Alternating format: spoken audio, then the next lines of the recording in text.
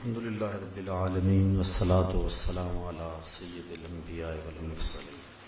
حمد و ثنا، تعریف و توصیف اللہ جل مجدہ الکریم کی ذات پاک کے لیے جو خالق کائنات بھی ہے اور مالک شہنشاہات بھی. اللہ جل وعلا کی حمد و ثنا کے بعد حضور نبی اکرم، شفیع امم، رسول محتشم، نبی مکرم، اللہ کے پیارے، امت کے سہارے، رب کے محبوب، دانائے غیوب، مالک رقاب امم، فخر عرب و عجم، والی کون و مکان، سیاہ لا مکان، سید انس و جاں، سرور لالا رخاں، نیر تاباں، سرنشین مہوشاں، ماہ خوباں، شہنشاہ حسینہ، تتمہ دوراں، سر خیل زہرہ جمالاں، جلوہ صبح ازل، نور ذات لم یزل، باعث تکوین عالم، فخر آدم و بنی آدم، نیر بطحا، رازدار ما اوہا، شاہد ما طغا، صاحب علم نشرہ، معصوم آمنہ احمد مجتبیٰ، حضرت محمد مصطفیٰ صلی اللہ علیہ وسلم کے حضور ناس میں اپنی عقیدتوں، ارادتوں اور محبتوں کا خراج پیش کرنے کے بعد واجب الاحترام، ذوی الاحتشام، برادران اسلام، السلام علیکم ورحمۃ اللہ وبرکاتہ. سورۃ المطففین پر آج کی اس نشست میں کچھ باتیں آپ کے گوش گزار کی جائیں گی. یہ 36 آیات پر مشتمل قرآن مجید کی مکی صورت ہے اور مکۃ المکرمہ میں سب سے آخر میں جو صورت نازل ہوئی وہ یہی صورت تھی. اس کے بعد حضور مدینہ ہجرت فرما گئے اور اہل مدینہ کو نزول قرآن کا جو مکہ میں سب سے آخر میں جو تحفہ پہنچا تھا وہ سورۃ المطففین کی صورت میں تھا. مدینے کے لوگ جب حضور تشریف لے گئے تو وہ ناپ تول میں کمی بیشی کرتے تھے. تو حضور علیہ السلام نے جا کے جب اس صورت کی تلاوت کی تو انہوں نے ناپ تول کی کمی کو چھوڑ دیا. امام قرطبی الجامع لاحکام القرآن کے اندر لکھتے ہیں کہ اس دن سے لے کر آج تک اہل مدینہ نے کبھی بھی ناپ تول میں کمی نہیں کی ہے. جب یہ صورت نازل ہوئی تو اس دن سے لے کر آج تک کبھی بھی ایسا نہیں ہوا کہ اہل مدینہ نے اس بات میں کوتاہی کی ہو. تو یہ ابو جہینہ ایک شخص تھا جس کا نام عمر تھا. اس کے پاس 2 سا تھے، پیمانے 2 تھے. ایک سے مال لیتا تھا اور ایک سے دیتا تھا. جس سے لیتا تھا وہ پورا تھا اور جس سے پھر آگے دیتا تھا اس میں کمی اس نے کی ہوئی تھی. تو اللہ تعالیٰ جل شانہ نے یہ صورت نازل فرمائی کہ ویل للمطففین، خرابی ہے کم تولنے والوں کے لیے. الذین اذا اکتالوا علی الناس یستوفون، وہ جب اوروں سے ماپ لیں تو پورا لیں. واذا کالوہم او وزنوہم یخسرون، اور جب انہیں ماپ تول کر دیں تو کم کر دیں. یہ چونکہ یہودی یہاں آباد تھے اور ان میں یہ بہت زیادہ کوتاہی پائی جاتی تھی اور ان کی دیکھا دیکھی جو باقی لوگ تھے وہ بھی اس کو عیب نہیں سمجھتے تھے. جب کوئی گناہ معاشرے کے اندر بہت زیادہ پھیل جاتا ہے تو بعض بات ایسا ہوتا ہے کہ معاشرے کے لوگ اس گناہ کو بھی گناہ نہیں سمجھتے، اس برائی کو بھی فن قرار دے دیتے. جس طرح کہ موجودہ تجارت کے اندر کئی ایسی قباحتیں موجود ہیں جس کو لوگ سمجھداری اور دانائی اور فن اور اس کام کا اسلوب قرار دیتے ہیں جبکہ وہ شریعت کے ضابطوں کے بالکل برعکس چیزیں ہیں. تو اس دور کے اندر یہ کمی بیشی ناپ تول کے اندر اس حد تک بڑھ گئی تھی کہ انہوں نے اس کو فن قرار دے دیا ہوا تھا. لیکن جب قرآن مجید کی یہ صورت نازل ہوئی تو اس وقت سے لے کر آج تک اہل مدینہ نے ناپ تول میں کمی بیشی نہیں کی. ویسے صحابہ کی عادت تھی، مزاج تھا صحابہ کا، جب وہ 10 آیتیں تلاوت کرتے تھے تو اگلی 10 آیتیں تب تلاوت کرتے تھے جب پہلی 10 پہ عمل کر لیتے تھے. یہ ان کا مزاج تھا. اور مدینہ شریف میں جو جو قرآن اترتا گیا مزاج میں راسخ ہوتا ہے. امام سمہودی نے وفاء الوفا میں لکھا ہے، حضرت عائشہ صدیقہ رضی اللہ تعالی عنہا سے مروی روایت فرماتی ہیں کہ اللہ کے جتنے بھی شہر ہیں یہ تلواروں سے فتح ہوئے، لیکن مدینہ قرآن سے فتح ہوا تھا. تو ان کی یہ خصلت بد تھی کہ وہ ناپ تول میں کمی کرتے تھے. تو فرمایا ویل للمطففین، کم تولنے والوں کے لیے خرابی ہے. ویسے ویل جہنم کی ایک وادی بھی ہے، ان کو اس وادی کا کہا گیا کہ تمہارے لیے وہ وادی ہے جو ناپ تول میں کمی کرتے ہیں. جب لوگوں سے لیتے ہیں تو پورا لیتے ہیں، اور جب لوگوں کو دیتے ہیں تو اس میں کمی کرتے ہیں. اور ایک روایت حضرت عبداللہ ابن عباس رضی اللہ تعالیٰ عنہ سے مروی ہے کہ جب کسی قوم میں عہد توڑنے کی عادت پڑ جاتی تو اللہ تعالیٰ ان پر ان کے دشمن کو مسلط کر دیتا ہے. جس کو وہ پسند نہیں کرتے وہ ان کے اوپر مسلط کر دیا جاتا ہے. اس وقت پوری دنیا کے اوپر مسلم امہ جس جبر اور ظلم کی چکی میں پس رہی ہے، اور جو ہمارے حالات ہیں، اور وہ ناپاک بوٹ جن کی چاپ اب وطن کے شمالی علاقوں میں گونج رہی ہے، تو ہم اس حوالے سے دیکھیں کہ ہماری عہد شکنی کا نتیجہ تو نہیں ہے. اور حضرت عبداللہ ابن عباس نے حضور سے اس حدیث کو روایت کیا کہ جب کوئی قوم 5 کام کرتی ہے تو 5 عذاب ان کے اوپر مسلط ہوتے ہیں. 5 کے بدلے میں 5 چیزیں ان کے اوپر مسلط ہوتی ہیں. جب کوئی قوم عہد کو توڑ دیتی ہے تو پھر ان کے اوپر دشمن مسلط کر دیا جاتا ہے. وعدہ خلافی، عہد کو توڑنا کیا ہمارے مزاج میں راسخ نہیں ہو چکا ہے؟ اس کی تو ہم پرواہ نہیں کرتے ہیں. جبکہ اللہ کے محبوب علیہ السلام نے ایک شخص سے عہد کر لیا کہ میں یہیں کھڑا ہوں تمہارے آنے تک، تو وہ بھول گیا، لیکن حضور کھڑے 3 دن تک وہیں کھڑے رہے. اور جب 3 دن کے بعد وہ پلٹ کے آیا تو اس نے حضور کو دیکھا تو سخت شرمسار ہوا اور نادم ہوا. صرف نماز کے لیے اور قضاء حاجت کے لیے جاتے تھے، پھر آگے وہیں کھڑے ہو جاتے کہ میں نے وعدہ کیا ہوا تیرے آنے تک کھڑا رہوں گا. تو جب وہ آیا تو حضور نے فرمایا یار تو نے بڑی مشقت میں ڈال دیا مجھے، صرف اتنی بات کی، تو نے مجھے بڑی مشقت میں ڈال دیا. تو وہیں کھڑے ہیں، عہد کیا ہے اور پھر عہد کو توڑا نہیں ہے، اور اس کے لیے 3 دن تک وہیں کھڑے رہے. میں اور آپ ذرا اس حدیث کی روشنی میں اپنے وعدے، اپنے عہد اور لوگوں کے ساتھ ہم نے جو وعدے کیے، جس شخص کو بھی پوچھے نا کاروبار جو کرتا ہے جناب کیا حال ہے کاروبار کا، وہ کہتا ہے جو پیسے لے لیتا پھر وہ دینے کا نام ہی نہیں لیتا، وہ تو دعا کرتا ہے کہ ہم ماری جائیں. اور بالخصوص وعدے کے حوالے سے تو کوئی شخص بھی وعدے پہ اس دور کے اندر کوئی شاذ و نادر شخص ہوگا جو وعدے پہ پورا اترنے کا مزاج رکھتا ہے. میں یہ نہیں کہتا کہ ہیں نہیں، لوگ ہیں آج بھی، لیکن بہت تھوڑی تعداد رہ گئی. تو جب عہد کوئی قوم توڑتی ہے تو اس کی سزا کیا ملتی ہے کہ دشمن ان کے اوپر مسلط کر دیے جاتے ہیں. دوسری بات، جب کوئی اللہ کے نازل کردہ احکام کے بغیر کسی اور حکم سے فیصلے کرتے ہیں تو ان کے اوپر فقر مسلط کر دیا جاتا ہے. اللہ تعالیٰ نے جو ہمارے لیے ضابطہ دیا ہے اس سے ہٹ کر اگر ہم کوئی اور راستہ اختیار کریں گے تو فقر و فاقہ مسلط کر دیا جائے گا. دولت کی کثرت کے باوجود بھی فقر اور فاقہ موجود رہے گا. وَمَا ظَهَرَتِ الْفَاحِشَةُ فِيهِمْ إِلَّا ظَهَرَ فِيهِ الطَّاعُونُ. اور جب کسی قوم کے اندر فحش اور بے حیائی پیدا ہو جائے گی تو اس کے اندر طاعون جیسی بیماریاں جنم لیں گی. ایسی بیماریاں جو لا علاج ہوں گی وہ جنم لیتی رہیں گی.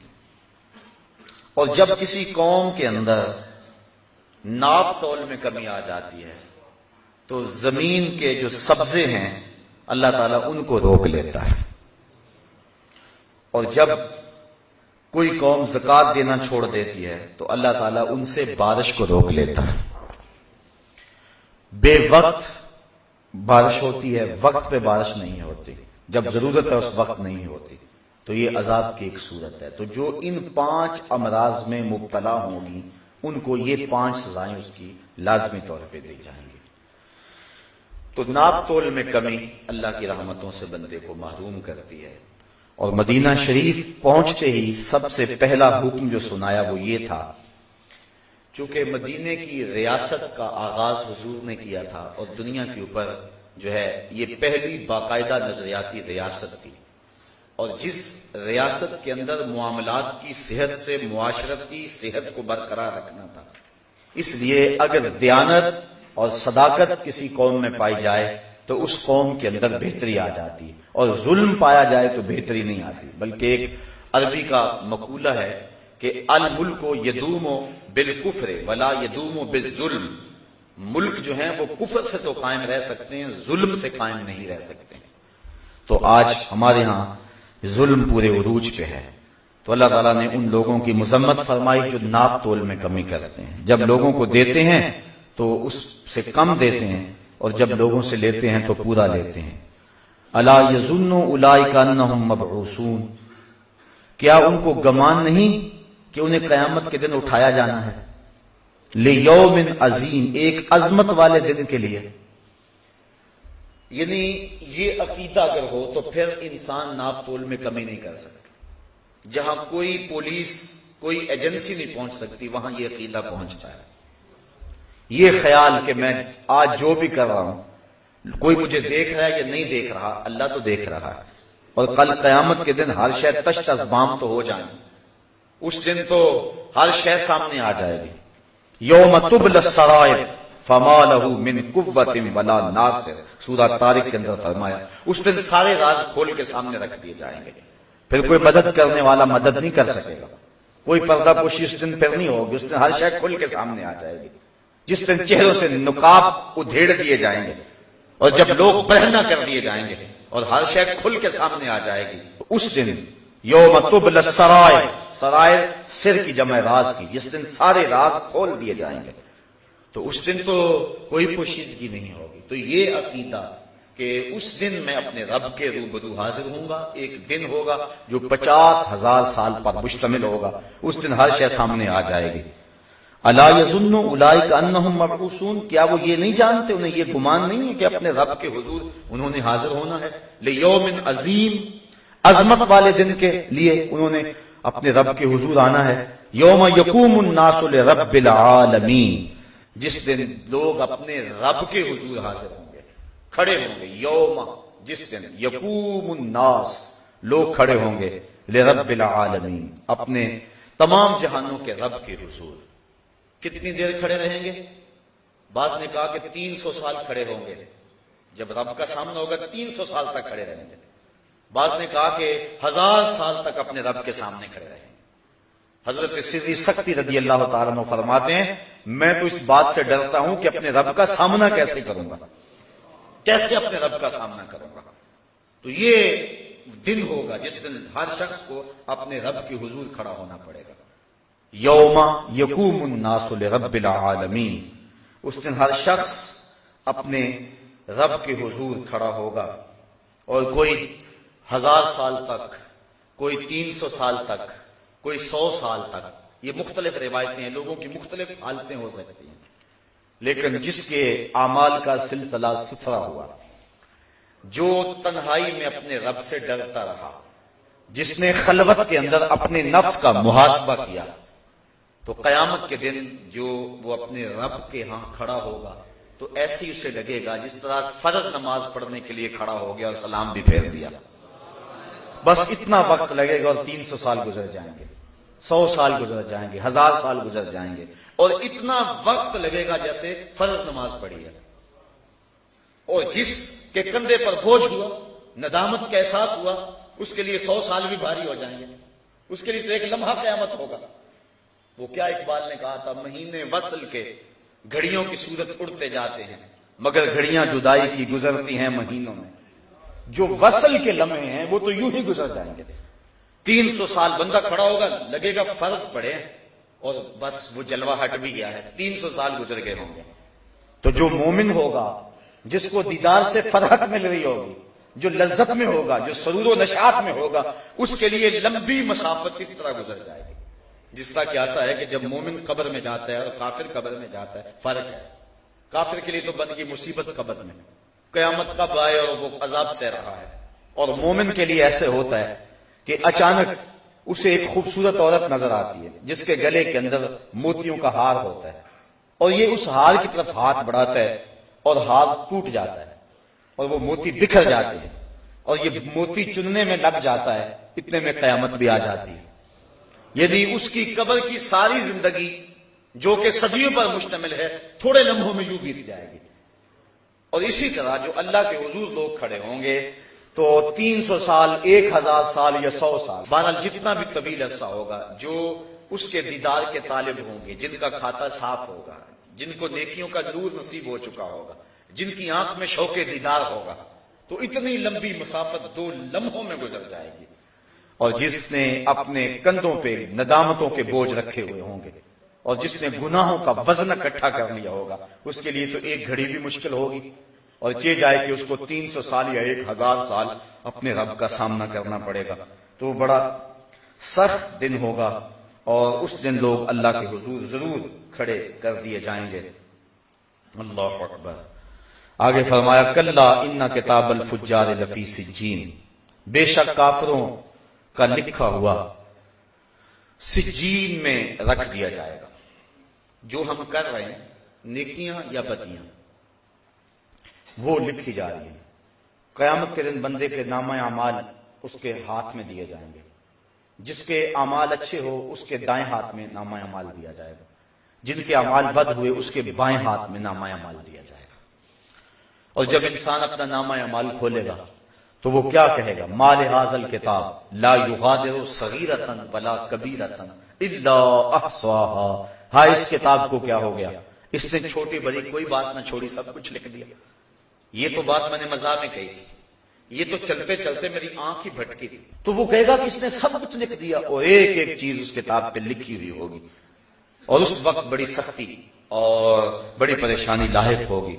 تو جو برے لوگ ہوں گے، فاجر ہوں گے، فاسق ہوں گے، کلا ان کتاب الفجار لفی سجین، ان کی کتاب جو ہے وہ فجار کا جو لکھا ہوا ہے ان کے جو نامہ اعمال ہوں گے سجین میں رکھ دیے جائیں گے. اور یہ حضرت مجاہد سے روایت کرتے ہیں کہ یہ 7ویں زمین کے نیچے ایک چٹان ہے. اور ایک اور روایت جس کو حضرت کعب نے روایت کیا ہے وہ یہ ہے کہ یہ 7ویں زمین کے نیچے ایک کالے رنگ کی چٹان ہے جس کے اندر ان لوگوں کے اعمال نامے رکھے جائیں گے. اب محفوظ ہو رہے ہیں، جو بروں کے اعمال نامے وہ بھی محفوظ ہو رہے ہیں، جو اچھوں کے اعمال نامے ہیں وہ بھی محفوظ ہو رہے ہیں.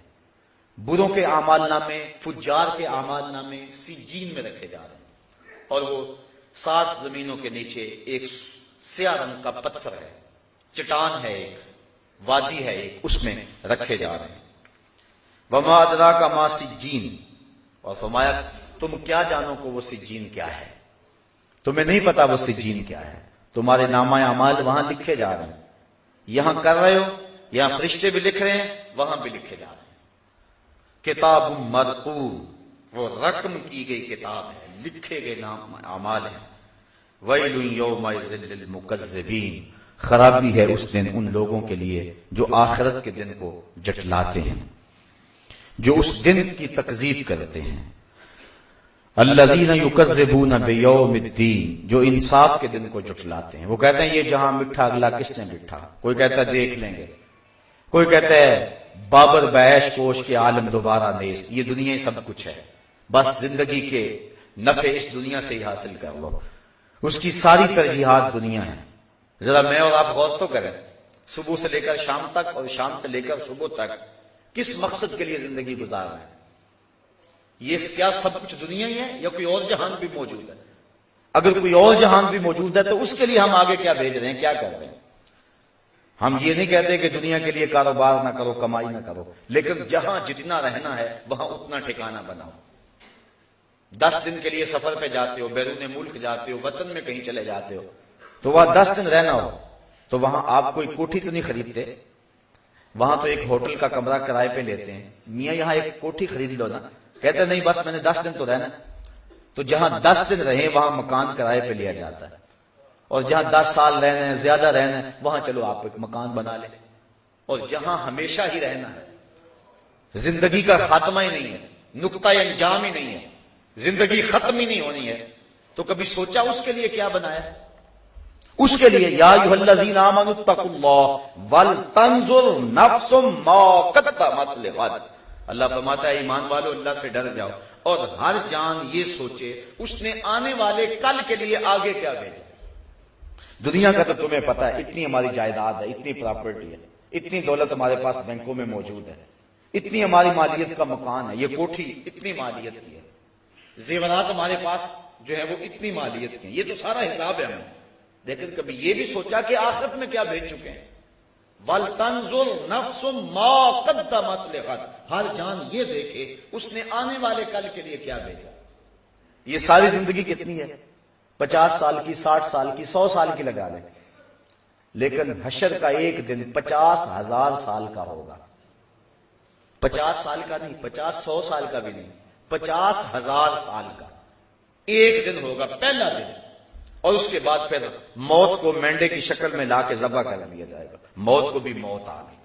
اب ایسی زندگی جو کبھی ختم نہیں ہوگی، اس زندگی کو برباد کر لیں اور اس زندگی کو سنوار لیں، اس سے بڑی نادانی اور کیا ہو سکتی ہے؟ کوشش تو ہو دونوں زندگیاں سنور جائیں، ربنا آتنا فی الدنیا حسنۃ وفی الآخرۃ حسنۃ، یہ بھی ٹھیک ہو جائے وہ بھی ٹھیک ہو جائے، لیکن اگر دونوں میں ایک کو ترجیح دینا پڑے تو اس ابدی اور سرمدی زندگی کو ترجیح دیں۔ تو کہا کہ اس دن کو جھٹلا دیا، ایک ہے زبان سے جھٹلانا، تکذیب کرنا، میں نہیں آخرت کو مانتا، اور ایک ہے اپنے عمل اور اپنے رویے سے آخرت کی تکذیب کرنا، اپنے انداز معاشرت سے آخرت کی تکذیب کرنا۔ میں اور آپ دیکھیں ہمارا جس طرح کا رویہ ہے زندگی گزارنے کا، کیا ہمارا عمل، ہمارا کردار، ہمارے شب و روز، ہماری زندگی کے لیل و نہار آخرت کی تکذیب نہیں کر رہے ہیں؟ جو کچھ ہے اس دنیا کے لیے، یہ آخرت کے لیے ہم نے کیا آگے بھیجا، اور آخرت کے حوالے سے ہماری تگ و تاز کیا ہے، ہماری فکر کیا ہے، ہماری جد و جہد کیا ہے۔ پچھلے دن ایک فوتگی ہو گئی، تو قبر میں تدفین کر کے شام کا وقت تھا، جب واپس پلٹے تو میں اپنے گھر میں آپ بیٹھ کر کے سوچنے لگا، اس شخص سے تعلق تھا، تو عشاء کی نماز کے بعد نیند نہیں آ رہی تھی، تو کافی دیر تک مغفرت کی دعا میں مشغول رہا۔ جب پچھلا پہر ہوا تو میرے دل میں ایک بات آئی، اور مجھے 2-3 دن تک اس بات نے تڑپائے رکھا۔ میں نے کہا بیٹے نے انٹرویو دینا ہونا تو اس کو انٹرویو پہ بھیج کے ماں باپ مصلے بھی بچھاتے ہیں اور ماں باپ دعائیں بھی کرواتے ہیں اور ہمیں بھی فون کرتے ہیں، لیکن اس کے ماں باپ نے مجھے فون نہیں کیا کہ بیٹا سخت انٹرویو اب اس سے لیا جائے گا تو جناب دعا کرنا۔ یعنی ہماری آخرت کے معاملے میں جو ترجیح ہے وہ نہیں رہی ہے۔ بیٹا یا بیٹی یا عزیز قبر میں اتر جائے تو اس کے بارے میں ہم وہ فکر مند نہیں ہوتے جو اس کے دنیا کے معاملات کے اندر ہماری فکر مندی ہوتی ہے۔ اور اس کو ذرا تھوڑے لمحوں میں تنہائی میں کبھی سوچنا کہ ایسا ہی نہیں ہے، تو ہمارا عمل، ہمارا رویہ اور ہماری زندگی جو ہے یہ آخرت کی تکذیب کر رہی ہے۔ تو اللہ تعالیٰ جل شانہ نے ارشاد فرمایا، وَيْلٌ يَوْمَئِذٍ لِّلْمُكَذِّبِينَ، خرابی ہے اس دن کو جھٹلانے والوں کے لیے، اس دن کی تکذیب کرنے والوں کے لیے۔ کوئی کہتا ہے یہ جہاں مٹھا اگلا کس نے ڈٹھا، کوئی کہہ رہا جی دیکھ لیں گے آخرت آئے گی تو دیکھ لیں گے، اتنا آسان تو نہیں ہے۔ ایک شخص کہتا ہے جی جہنم میں گئے بھی تو ایک جھٹکا لگے گا، ایک بس غوطہ لگے گا اور آ جائیں گے۔ فما اصبرہم علی النار، لوگوں کا آگ پر کتنا حوصلہ ہے۔ حضور علیہ السلام تشریف فرما تھے کہ اچانک ایک دھماکے کی آواز آئی، فرمایا صحابہ جانتے ہو یہ آواز کیسی ہے؟ کہا اللہ و رسولہ عالم، اللہ اور اس کا رسول خوب جانتا ہے۔ فرمایا 70 سال قبل ایک پتھر جہنم میں پھینکا گیا تھا، اب یہ اس کے پیندے میں گرا ہے، یہ گرنے کی آواز ہے۔ تو 70 سال کی گہرائی ہے جہنم میں، اگر ایک غوطہ بھی لگا تو 140 سال تو لگ جائیں گے، تو کتنا حوصلہ ہے۔ فما اصبرہم علی النار، اللہ قرآن میں کہتا ہے لوگوں کا کتنا حوصلہ ہے آگ پر، کتنی دلیری اور کتنی ہمت ہے آگ پر۔ کوئی کچھ بول رہا ہے، کوئی کچھ بول رہا ہے۔ دنیا میں تو تھوڑی سی تکلیف آ جائے تو دن کو تارے نظر آ جائیں، اور دنیا کی تکلیفیں آخرت کی تکلیفوں کے مقابلے میں حیثیت ہی کیا رکھتی ہیں؟ تو ماں باپ کو جہاں اولاد کے اچھے مستقبل کی فکر ہوتی ہے، اس کا مستقبل ٹھیک ہو جائے، اور مستقبل سے مراد اس کی دنیا کی زندگی کیا آخری ایام، کبھی اس کا مستقبل آخرت کا مستقبل بھی سوچنا چاہیے۔ بچہ اگر سکول میں نہ جائے تو ماں باپ کو پریشانی ہو جاتی ہے بڑی، اور تعویذ بھی کرواتے پھرتے ہیں، دعائیں بھی منگواتے پھرتے ہیں کہ یہ بچہ پڑھ نہیں رہا، دل نہیں لگا رہا، کتنے دن ہو گیا اسکول نہیں جا رہا، ماں کا چین لٹ گیا، باپ کا چین لٹ گیا۔ اور مسجد میں اگر نماز پڑھنے نہ جائے تو کیا ماں باپ کو اتنی ہی پریشانی ہوتی ہے؟ اگر اتنی ہی پریشانی ہوتی ہے تو پھر مبارک ہو، ویسے ہونی زیادہ چاہیے، لیکن اگر نہیں ہوتی تو پھر سوچنا ہوگا ہم نے کس کو ترجیح دی۔ ہم صبح بھیجتے ہیں نا اسکول میں بچے کو، تو کتنا تیار کرتے ہیں اس کو، نئے کپڑے جوتے پالش کر کے، ماں کتنے جتن کرتی ہے، اور صبح جب بچے کو مسجد میں بھیجتے ہیں نا تو بستر سے اٹھاتے ہیں اور جو ہے وہ اس کی گردن پہ تھپکی مارتے ہیں کہ چل مسجد میں، اور اس کی ناک بھی بہ رہی ہوتی ہے اور کپڑے بھی اس کے گندلے اور عجیب حالت میں صبح کے وقت مساجد کے اندر بچے بیٹھے ہوئے ہوتے ہیں۔ اللہ کا قرآن پڑھانے کے لیے بھیجا ہے جس کو بغیر وضو ہاتھ بھی نہیں لگا سکتے، تو ہم نے کس حالت میں بھیج دیا؟ اور جب سکول بھیجا تو کس حالت میں بھیج دیا؟ میں یہ نہیں کہتا کہ بچوں کو اس انداز میں سکول نہ بھیجو، صفائی ستھرائی دین کا حصہ ہے، لیکن جب قرآن مجید پڑھنے کے لیے تم نے بھیجا تمہیں یہی اہتمام کرنا چاہیے تھا۔ وما قدر اللہ حق قدرہ، اللہ فرماتا لوگوں نے اللہ کی قدر کا جو حق تھا وہ ادا ہی نہیں کیا ہے۔ جو ماں باپ جتنی اہمیت دیں گے اس حساب سے بچوں کے ذہن میں وہ چیز بیٹھے گی۔ تو فرمایا وما ادراک ما سجین کتاب مرقوم ویل یومئذ للمکذبین الذین یکذبون بیوم الدین وما یکذب بہ الا کل معتد اثیم، اور آخرت کو وہی جٹلائے گا جو سرکش اور گناہگار ہوگا، جس کے سینے میں خوف خدا کی چنگاری موجود ہوگی، وہ آخرت کی قولاً عملاً کبھی بھی تکذیب نہیں کرے گا۔ اس کی زندگی کا سب سے اہم مسئلہ یہ ہوگا۔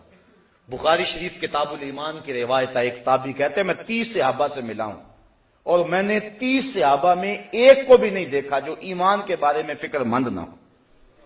30 صحابہ میں ہر بندہ فکر مند تھا ہمارا خاتمہ ایمان پہ ہو جائے، ہمارا خاتمہ ایمان پہ ہو جائے۔ جب بھی بات ہوتی خاتمہ ایمان کی بات ہوتی۔ حضرت سعید بن المسیب 80 سال عمر ہے، زندگی و موت کی کشمکش ہے، لوگ حال پوچھنے آئے، کہا سعید بن المسیب کیا حال ہے؟ ہم سے اگر کوئی حال پوچھنا کیا حال ہے تو ہم یہی کہیں گے ٹھیک ہے، صحت ٹھیک ہے، کاروبار ٹھیک ہے، یہی حال ہمارا حال کا مفہوم ہی ہے۔ لیکن حضرت سعید بن المسیب سے پوچھا کیا حال ہے؟ کہا اللہ کا شکر ہے، شیطان جس روپ میں آئے میرا کچھ نہیں بگاڑ سکتا، لیکن اگر عورت کے روپ میں آئے تو میں کچھ کہہ نہیں سکتا۔ 80 سال کی عمر میں کہہ رہے ہیں، انہیں اس وقت بھی فکر لگی ہوئی ہے کہیں شیطان اس راستے نہ آ جائے، اور انہیں اپنے حال کی صحت جو ہے کہ میرا حال ٹھیک ہے، بیمار ہیں، پوچھنے والے کہتے ہیں کیا حال ہے؟ کہا اللہ کا شکر ہے کہ شیطان کا ہر راستہ میں نے روک دیا ہوا اللہ کی توفیق سے۔ حضرت سری سکتی کا جب بیٹا فوت ہو گیا، تدفین میں تجہیز و تکفین میں ایک نماز بھی فوت ہو گئی، اور لوگ آپ کو افسوس کرنے آ رہے تھے۔ آپ نے شام کے وقت اٹھتے ہوئے کہا کتنا عجیب دور آ گیا، میرا بیٹا فوت ہوا، سارا شہر افسوس کے لیے آیا، اور میری نماز فوت ہوئی کسی ایک نے بھی نہیں پوچھا۔ تو یہ فکر والی باتیں ہیں۔ تو کہا وما یکذب بہ الا کل معتد اثیم، اور اسے نہ جھٹلائے گا مگر ہر سرکش آدمی۔ اذا تتلی علیہ آیاتنا قال اساطیر الاولین، جب اس کے سامنے یہ آیتیں پڑھی جاتی ہیں وہ کہتا ہے یہ پچھلوں کی قصے کہانیاں ہیں۔ قرآن بھی اس کے من میں جو ہے وہ زیر و بم پیدا نہیں کرتا، قرآن کی آیتیں بھی اس کے اندر روشنی پیدا نہیں کرتی، وہ اتنا اس کا دل جو ہے وہ سیاہ ہو گیا ہے۔ اور یہ کیوں کہتا ہے کہ یہ پچھلوں کی کہانی ہے؟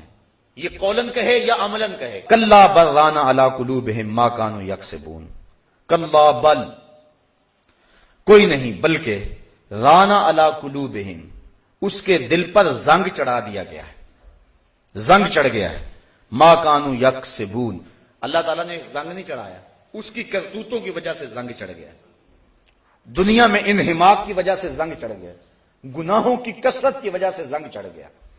اور ایک حدیث میں آتا ہے جب کوئی شخص گناہ کرتا ہے تو اس کے دل کے اوپر ایک سیاہ نقطہ پڑتا ہے، اگر وہ توبہ کر لے دل صاف ہو جاتا ہے، لیکن اگر وہ توبہ نہیں کرتا گناہ پہ پھر گناہ کرتا ہے تو ایک نقطہ اور ساتھ لگ جاتا ہے، پھر گناہ کرتا ہے تیسرا نقطہ لگ جاتا ہے، حتیٰ کہ اس کا پورا دل سیاہ ہو جاتا ہے۔ اور جب پورا دل سیاہ ہو جائے تو پھر کوئی نیا گناہ کا نقطہ لگنے سے اسے محسوس ہی نہیں ہوتا. چٹا لباس ہو، ایک بھی کالا داغ لگ جائے تو پریشانی ہوتی ہے، اور جب سارا لباس ہی داغ داغ ہو جائے تو پھر کوئی نیا داغ اس کو محسوس ہی نہیں ہوگا. اور دوسری مثال سے یوں سمجھایا گیا، فرمایا کہ جب کوئی شخص گناہ کرتا ہے تو اس کے دل کے برتن میں سوئی کے ناکے کے برابر سوراخ ہو جاتا ہے، اور اگر وہ توبہ کرتا ہے تو وہ بند ہو جاتا ہے، اور نہیں تو پھر اس کے ساتھ تھوڑا سا اور سوراخ بڑھ جاتا ہے، حتیٰ کہ گناہ کرتا رہتا ہے اور سوراخ ہوتے رہتے ہیں. پھر اس کے دل کی مثال غربال کی طرح ہو جاتی ہے. غربال کہتے ہیں چھاننی کو، جس کے پورے پیندے کے اندر سوراخ ہوتے ہیں. جب اس کا دل چھاننی بن جاتا ہے تو قرآن کی آیتیں ہوں، احادیث رسول ہوں، نصیحت کرنے والوں کی نصیحت ہو، کچھ بھی ہو، اٹھتے ہوئے جنازے ہوں، پھیلی ہوئی قبریں ہوں، عبرت کے ہزاروں نشان ہوں، لیکن جس طرح چھاننی کے اندر جتنا مرضی پانی ڈالو ایک قطرہ بھی نہیں ٹھہرتا، اس کے دل کے اندر کوئی شے بھی نہیں ٹھہرتی. سارا قرآن بھی پڑھ کے سنا دو اس کو ایک قطرہ بھی نصیب نہیں ہوتا، کیونکہ اس کا دل چھاننی کی طرح ہو جاتا ہے اور اس کے دل میں کوئی شے نہیں ٹھہرتی. یا تو اس چادر کی طرح ہو جاتا ہے جس کے اوپر سیاہیاں ہی مل دی جائیں، اب کوئی نئی سیاہی پریشانی کا باعث نہیں ہوگی. ہم جب پیدا ہوئے تھے تو ہم ناپاک پیدا نہیں ہوئے تھے، ہمارا دل پاک تھا، گناہ کا کوئی داغ ہماری ضمیر پہ نہیں تھا. نفس پلیت پلیت چا کیتا اسی آپ پلیت تا ناسے، یعنی نفس نے میں پلیت کیا، ہم خود پلیت تو نہیں تھے. میاں صاحب فرماتے ہیں چٹی چادر عملہ والی تے داغ نہ لامی جڑیاں، پھر نہ آکھیں حشر دہاڑے حال ربا کی بنیا. یہ سفید چادر ہے، اس کے اوپر اگر گناہ کا داغ لگتا چلا جائے گا دل سیاہ ہو جائے گا، اور جب دل سیاہ ہو گیا تو پھر حق اور باطل کی تمیز نہیں رہے گی. امام غزالی نے احیاء کے اندر ایک روایت نقل کی ہے کہ جب کوئی شخص گناہ کرتا ہے اور وہ مومن ہے تو اس کی کیفیت ایسے ہوتی ہے جس طرح پہاڑ کے نیچے آ گیا، ابھی گر نہ جائے اور یہ کچلا نہ جائے، اور جلدی جلدی وہ توبہ کرتا ہے، بے چین ہو جاتا ہے، مضطرب ہو جاتا ہے. گناہ کر گیا، نماز چھٹ گئی، گناہ ہو گیا، کسی کا دل دکھا بیٹھا، اذیت دے بیٹھا، کسی کو کوئی ملاوٹ حرام کی کر بیٹھا، کوئی مسئلہ بن گیا، بس اس کا دل بے چین ہے، بے تاب ہے. یہ مومن کی شان ہے. اور منافق کی یہ کیفیت ہے، جب گناہ کرتا ہے تو سمجھتا ہے کہ بدن کے اوپر مکھی بیٹھی تھی اور میں نے اس کو اڑا دیا. اب میں اور آپ ذرا دیکھیں کہ ہماری کیفیت کیا ہے. گناہ کرنے کے بعد اگر ایسا ہے کہ ہم محسوس کرتے ہیں کہ احد پہاڑ کے نیچے آ گئے تو پھر تو مبارک ہو، اور اگر گناہ کرنے کے بعد بھی احساس گناہ نہیں ہوتا تو پھر مجھے اور آپ کو فکر کرنی چاہیے. فرمایا کلا بل ران علی قلوبہم، بلکہ ان کے دلوں پر زنگ چڑھا دیا گیا، ما کانوا یکسبون، ان کی کرتوتوں کی وجہ سے، ان کے برے اعمال کی وجہ سے ان کے دلوں کے اوپر زنگ چڑھا دیا. اب اس زنگ کی وجہ سے انہیں حق اور باطل کی کوئی تمیز نہ رہی. آگے فرمایا کلا انہم عن ربہم یومئذ لمحجوبون. ایک تو یہ کہ ان کے دل پہ زنگ چڑھ گیا، دوسرا کل قیامت کے دن جب رب کے جلووں کی فراوانی ہوگی یہ لوگ اپنے رب کا دیدار نہیں پا سکیں گے. اللہ اکبر. کلا ہاں انہم عن ربہم، بے شک یہ اپنے رب سے، یومئذ اس دن، لمحجوبون پردے میں ہوں گے، انہیں دیدار الہی نصیب نہیں ہوگا، ان کو اس کے جلوے نہیں ملیں گے. اور جس کو رب کا جلوہ اس دن بھی نہ ملا. ویسے تو اللہ نے قرآن میں فرمایا من کان فی ہذہ اعمی فہو فی الآخرۃ اعمی، جو اس دنیا میں اندھا رہا کل قیامت کے دن بھی اندھا ہی اٹھایا جائے گا. اس سے ان آنکھوں کی بے نوری مراد نہیں ہے، دل کی بے نوری مراد ہے. دل بینا بھی کر طلب خدا سے، کہ آنکھ کا نور دل کا نور نہیں ہے. اگر آج روشنی نہ ملی، آج مقصد زندگی حاصل نہ ہوا، جس چیز کے لیے اور جس مقصد کے لیے دنیا پہ آئے تھے وہ آج حاصل نہ ہوا تو کل بھی آنکھوں میں بے نوری ہوگی، کل بھی دل اندھا ہوگا. جو آج اس کا دیدار نہ پا سکا کل بھی نہ پا سکے گا. تو اس دن وہ اپنے رب سے پردے میں ہوں گے، حجاب میں ہوں گے. لمحجوبون، انہیں اپنے رب کا دیدار نصیب نہیں ہوگا. اللہ اکبر.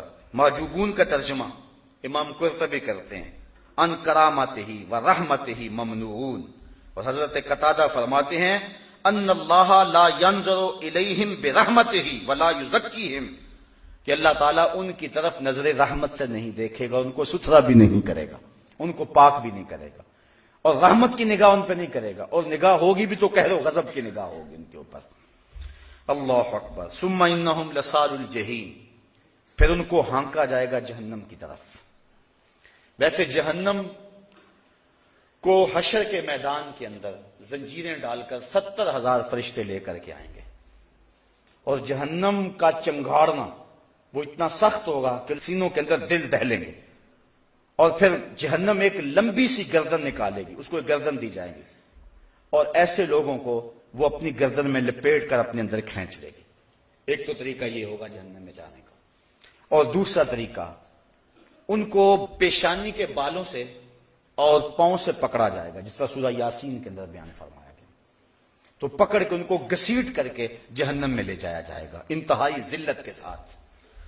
وہ چیختے چنگارتے رہیں گے لیکن ان کی کوئی فریاد نہیں سنی جائے گی۔ ثم انہم لصال الجحیم، یہ کن کی بات ہو رہی ہے؟ جو آخرت کے دن کو جھٹلاتے ہیں، قرآن کی آیتیں ان پہ اثر نہیں کرتی، اس کو پچھلوں کی قصہ کہانی سمجھتے ہیں، ان کے دل پہ زنگ چڑھ چکا ہے۔ سارا قرآن بھی پڑھ کے سنا دو، من میں اجالے نہیں ہوتے، چھلنی کی طرح ان کے اندر ایک بھی قطرہ نصیحت کا نہیں ٹھہرتا۔ اللہ اکبر۔ ثم یقال ھذا الذی کنتم بہ تکذبون، پھر جہنم میں پھینک کر ان کو کہا جائے گا ھذا الذی، یہ ہے وہ، کنتم بہ تکذبون، جس کی تم تکذیب کرتے تھے، جس سے تم ڈرتے نہیں تھے، جس کی تمہیں پرواہ نہیں تھی، جس کے بارے میں تمہارا خیال تھا یہ کہیں وہم اور گمان نہ ہو، یہ واعظین کی کہانیاں نہ ہو، بس ڈراوا اور دھمکاوا نہ ہو، جس کو تم یہ کہتے تھے کوئی بات نہیں ہے، کہا جائے گا ثم یقال، پھر کہا جائے گا ھذا الذی کنتم بہ تکذبون، یہ ہے وہ جس کی تم تکذیب کرتے تھے۔ کلا ان کتاب الابرار لفی علیین، اور فرمایا سن لو بے شک جو نیکوکار ہیں ان کا جو لکھا ہوا ہے وہ علیین میں ہوگا۔ اب علیین کیا ہے؟ آگے فرمایا وما ادراک ما علیون، علیون کیا ہے؟ تم کیا جانو علیین کیا ہے؟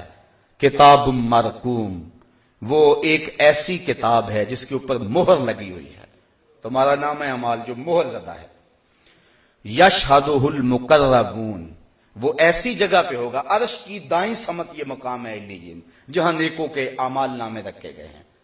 اور یشہدہ المقربون، مقرب فرشتے ان جگہوں کی زیارت کرنے آتے ہیں، روزانہ فرشتے جاتے ہیں جو علیین کی زیارت کرتے ہیں کہ یہ وہ جگہ ہے جہاں نیک لوگوں کے اعمال نامے رکھے گئے ہیں۔ ان الابرار لفی نعیم، بے شک جو نیکوکار ہیں وہ نعمتوں میں ہوں گے، چین کی زندگی میں ہوں گے۔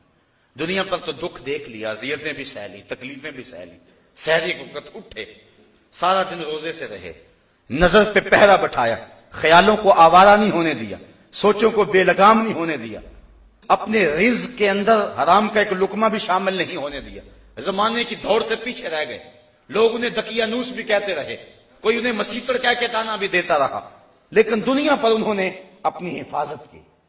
ان الابرار لفی نعیم، یہ نیکوکار چین کی زندگی میں ہوں گے۔ علی الارائک ینظرون، تختوں پر بیٹھے ہوئے ہوں گے، تختوں پر بیٹھے ہوں گے، ینظرون، اور دیکھتے ہوں گے۔ کیا دیکھیں گے؟ اس پر مفسرین کی مختلف آراء ہیں۔ بعض کہتے ہیں کہ جہنم کے اندر جو ان کے دشمن جل رہے ہوں گے ان کو دیکھیں گے، جو ان کو دنیا پہ تانے دیتے ہوں گے ان کو دیکھیں گے، اور ایک قول یہ ہے علی الارائک ینظرون، وہ وہاں تختوں پہ بیٹھ کے اپنے رب کا نظارہ کریں گے اور جنت کی نعمتوں کو دیکھیں گے۔ تعرف فی وجوہہم نضرۃ النعیم، اور اے مخاطب تو ان کے چہروں سے ہی ان کے اندر کی تازگی کو جان لے گا، ان کے اندر کتنی خوشی ہے، ان کا دل کتنا اچھل رہا ہے، ان کے من میں کتنی خوشیوں کا احساس ہے۔ تعرف، تو پہچان لے گا، فی وجوہہم، ان کے چہروں سے، کیا؟ نضرۃ النعیم، نعمت کی جو تازگی ہے، ان کے اندر کو جو رب نے مالا مال کیا ہے، ان کے سینے میں جو اجالے کیے ہیں، اور رب کے دیدار کے بعد ان کے چہرے پہ جو تازگی آئی ہے، وہ تجھے پہچاننے میں دیر نہیں لگے گی۔ جب تو دیکھے گا تو پہچان لے گا کہ ان چہروں نے تو رب کو دیکھا ہوا ہے۔ تعرف فی وجوہہم نضرۃ النعیم، ایک تو یہ ان کو نعمت دی جائے گی۔ دوسری نعمت یسقون من رحیق مختوم، انہیں نتھری ہوئی شراب پلائی جائے گی جس کے اوپر مہر لگی ہوئی ہوئے گی۔ یسقون، یسقون پلائی جائے گی، من رحیق ایسی کہ جس میں ملاوٹ نہیں ہوگی. وہ اور ہیں جو پانی ملا کے پیتے ہیں، یہاں تو قلم لگی ہے بوتل ہلا کے پیتے ہیں. بالکل خالص شراب، شراب طہور. جس نے دنیا کی شراب سے منہ موڑا حقیقی نشہ اسے نصیب ہوگا. اللہ اکبر. یسقون من رحیق، ایک تو وہ نتھری ہوئی ہوگی، خالص ہوگی، ملاوٹ نہیں ہوگی. مختوم، دوسرا اس کے اوپر مہر بھی لگی ہوئی ہوگی. مہر لگنے کا مطلب کیا ہوتا ہے کہ اس کے اندر کی شے باہر نہیں آئی اور باہر کی شے اندر نہیں گئی، یعنی بالکل خالص. ختامہ مسک، اور اس کی مہر کس چیز کی ہوگی؟ کستوری کی ہوگی. ختامہ مسک، اس کی جو مہر اوپر لگی ہوئی ہوگی وہ کستوری کی لگی ہوئی ہوگی. بعض نے اس سے مراد ختامہ سے مہر نہیں لیا، وہ کہتے ہیں ختام سے مراد آخری گھونٹ ہے. جو اس شراب کا آخری گھونٹ ہوگا وہ کستوری کا ہوگا، جس سے منہ میں خوشبو پھیل جائے گی. اللہ اکبر. وفی ذالک فلیتنافس المتنافسون، اور جو رغبت کرنے والے لوگ ہیں ان کو چاہیے کہ ایسی شراب کی طرف رغبت کریں. یہ ہے وہ پینے والی چیز، اور ملے گی کیسے؟ اللہ اکبر. کبھی ہورے پہ لائیں گی، کبھی غلمان دیں گے، کبھی اس چشمے پہ جا کے خود پیئیں گے، اور ایک وقت ایسا بھی آئے گا. اللہ اکبر. وَسَقَاهُمْ رَبُّهُمْ شَرَابًا طَهُورًا، ان کا رب انہیں اپنے دستے کرم سے پلائے گا. پھر دنیا کی ساری تھکن اتر جائے گی، جس کو وہ خود اپنے دستے کرم سے پلائے گا. اس کا دستے قدرت جو ہے وہ اس بندے کی ناز برداری کرے گا. وَسَقَاهُمْ رَبُّهُمْ شَرَابًا طَهُورًا. تو کہا فَلْيَتَنَافَسِ الْمُتَنَافِسُونَ، پھر وہ تو پینی چاہیے نا جس کو یار خود اپنے ہاتھوں سے پلائے. شراب مصفا چو روئے نگار، شراب مصفا چو لالے نگار، بدے ساکیا جام آتش لباس، کہ مستی کنند اہل دل التماس. وہ تو شراب پینے کو پھر جی چاہے گا جس کو خود وہ دستے کرم سے پلائے گا. وَمِزَاجُهُ مِن تسنیم، اور اس کے اندر تسنیم بھی ملا ہوا ہوگا. ایک اور شراب کا تذکرہ کیا گیا. وَمِزَاجُهُ، اور اس کے اندر آمیزش ہوگی، امتزاج ہوگا. من تسنیم، تسنیم کا. اور تسنیم کیا ہے؟ ایک سپیشل چشمہ ہے جو جنت میں خاص لوگوں کو اس چشمے تک جانے دیا جائے گا. تو اس کے اندر ملونی ہوگی اس تسنیم کی. عَيْنًا يَشْرَبُ بِهَا الْمُقَرَّبُونَ، وہ تسنیم کیا ہے آگے بیان کر دیا. عَيْنًا چشمہ ہے، یشرب پیئیں گے بہا جس چشمے سے المقربون جو بارگاہ رب کے مقرب ہوں گے، یہ چشمہ صرف انہی کو نصیب ہوگا.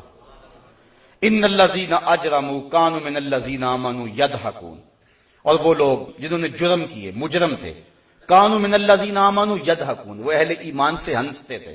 اس سے مراد ابو جہل، اس سے مراد ابو لہب، اس سے مراد امام قرطبی لکھتے ہیں ولید بن مغیرہ، اور اس قبیل کے جو کافر تھے جو صحابہ کو دیکھتے، حضرت بلال حبشی کو، حضرت جو ہے وہ عمار ابن یاسر کو، اس قبیل کے جب صحابہ کو دیکھتے تو یہ ہنستے اور آوازیں کستے اور اپنی آنکھوں سے اشارے کرتے اور کہتے یہ دیکھو اسلام کے ماننے والے ہیں. اللہ تعالیٰ ارشاد فرماتا ہے ان الذین اجرموا، جنہوں نے جرم کیے، کانوا من الذین آمنوا یضحکون، وہ اہل ایمان پہ ہنستے تھے. وَإِذَا مَرُّوا بِهِمْ يَتَغَامَزُونَ، اور جب ان کے قریب سے گزرتے تو وہ آنکھوں سے اشارے کرتے، انہیں دیکھو ذرا، انہیں دیکھو. اللہ اکبر. وَإِذَا انقلبوا إِلَىٰ أَهْلِهِمْ انقلبوا فَكِهِينَ، اور جب اپنے گھر پلٹتے تو خوشیاں کرتے ہوئے پلٹتے کہ ہم نے ان کو ستایا ہے، مسلمانوں کو دکھ دیے ہیں، تکلیفیں پہنچائی ہیں.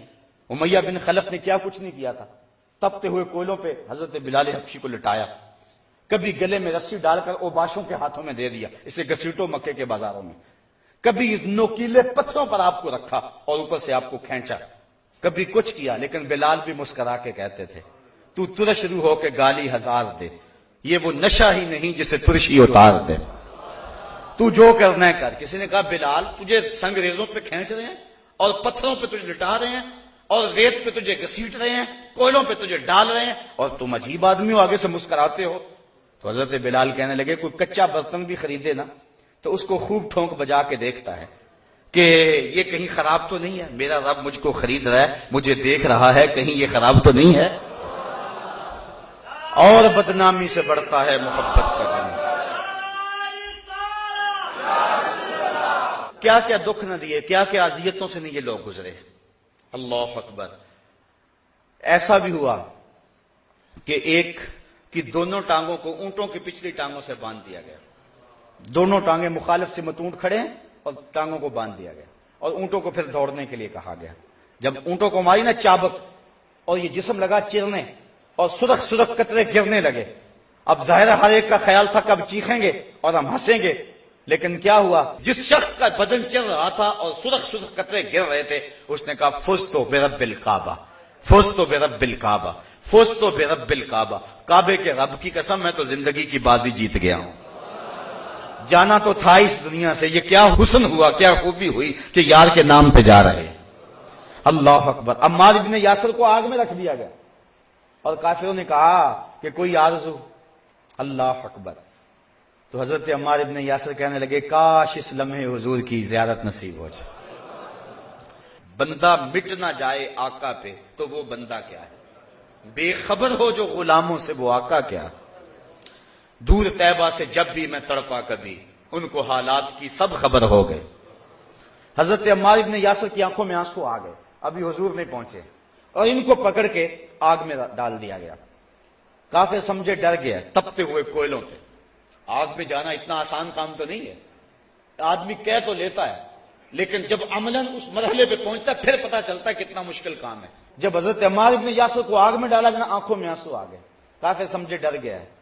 کہا منحرف ہوتا ہے تجھے چھوڑ دیں. کہا تم کچھ اور سمجھے ہو، میں کسی اور کے لیے رو رہا ہوں. پھنسی جو دام میں بلبل تو لگی یوں کہنے، پھنسی جو دام میں بلبل تو لگی یوں کہنے، کرے گا قتل گر کیا ہے تو نے اسیر مجھے. کباب شمع کے شعلہ پہ کیجئے اے سیاد، کہ شکل گل نظر آئے دم اخیر مجھے. تھوڑا سا مشکل نہ ہو جائے. بلبل کو پکڑ لیا تھا نا شکاری نے، تو بلبل نے کہا کہ تو مجھے چھوڑے گا تو نہیں، نہ میں تجھے کہتی ہوں مجھے چھوڑ دے، تو میرا کباب تو تیار کرے گا، لیکن میری ایک آرزو ہے، جب میرا کباب تیار کرے مجھے کچی آگ پہ نہیں بھوننا، مجھے جلتے ہوئے شعلے پر میرا کباب تیار کرنا ہے. کیوں؟ اس لیے کہ میں بلبل ہوں اور بلبل کی زندگی کا محبوب ترین چیز پھول ہے اور پھول تو اب ہے نہیں، تو جب جلتا ہوا شعلہ سامنے آتا ہے تو لگتا پھول ہی ہے. تو مجھے جب روح نکل رہی ہو تو دم آخر رخ یار تو سامنے ہو. پھنسی جو دام میں بلبل تو لگی یوں کہنے، کرے گا قتل گر کیا ہے تو نے اسیر مجھے. کباب شمع کے شعلہ پہ کیجئے اے سیاد، کہ شکل گل نظر آئے دم اخیر مجھے. کہا میں اس آگ سے تو نہیں رو رہا، میں تو تڑپ رہا ہوں، شکل گل نظر آئے دم اخیر مجھے. بس یہ تڑپ تھی کہ حضور تشریف لے آئے. اور کافروں نے پکڑ کے حضرت عمار ابن یاسر کو اتنی دیر میں پھر آگ میں رکھ دیا. تو حضور آگے بڑھے اور حضرت عمار ابن یاسر کے سر پہ ہاتھ رکھ دیا اور فرمایا یا نارو کونی بردم و سلامن علی عمار ابن یاسر کما کنت علی ابراہیم. اے آگ جس طرح ابراہیم پہ ٹھنڈی ہوئی تھی آج میرے عمار پہ بھی ٹھنڈی ہو جا. اور حضور نے فرمایا صبرن آل یاسر موعدکم الجنہ، آل یاسر صبر کرو، اللہ نے تم سے جنت کا وعدہ کیا ہوا. تو یہ تھوڑے دکھ تو نہیں سہے تھے، تھوڑی تکلیفیں تو نہیں سہی تھی.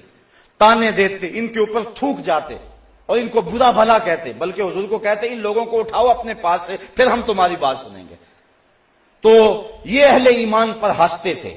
ان الذین اجرموا کانوا من الذین آمنوا یضحکون، ان پر ہنستے تھے.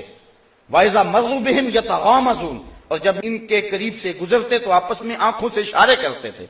وَإِذَا انقلبوا إِلَىٰ أَهْلِهِمْ انقلبوا فَكِهِينَ، اور جب اپنے گھروں کو پلٹتے تو خوشیاں مناتے کہ ہم نے ستایا ہے، آج بلال کو دکھ دیے ہیں. وَإِذَا رَأَوْهُمْ قَالُوا إِنَّ هَٰؤُلَاءِ لَضَالُّونَ، جب مسلمانوں کو دیکھتے کہتے یہ گمراہ لوگ ہیں، یہ بہکے ہوئے لوگ ہیں. وہ کہتے تھے کہ یہ سابی ہو گئے، انہوں نے دین کو چھوڑ دیا ہوا ہے، یہ گمراہ لوگ ہیں، یہ بہکے ہوئے لوگ ہیں. بہکے ہوئے لوگ ہدایت پر گامزن لوگوں کو بہکے ہوئے کہتے. وَمَا أُرْسِلُوا عَلَيْهِمْ حَافِظُونَ، حالانکہ ہم نے ان کو ان پر نگہبان بنا کر تو نہیں بھیجا تھا. فَالْيَوْمَ الَّذِينَ آمَنُوا مِنَ الْكُفَّارِ يَضْحَكُونَ، آج یہ ایمان والے ان کو دیکھ کے ہنس رہے. کل وہ ہنستے تھے آج یہ ہنسیں گے. عَلَى الْأَرَائِكِ يَنظُرُونَ، تختوں پر بیٹھ کر دیکھتے ہیں. هَلْ ثُوِّبَ الْكُفَّارُ مَا كَانُوا يَفْعَلُونَ، کیوں کچھ بدلہ ملا کافروں کو اپنے کرتوتوں کا جو وہ کہتے تھے، آج انہیں مزہ آ گیا کہ کیا کہتے تھے. تو اہل حق ہی کامیاب اور بامراد ہوں گے اور اہل باطل رسوا کر دیے جائیں گے۔ اللہ مجھے آپ کو اپنی رحمتوں اور کرم نوازیوں کا حصار دے۔ وآخر دعوانا ان الحمد للہ رب العالمین۔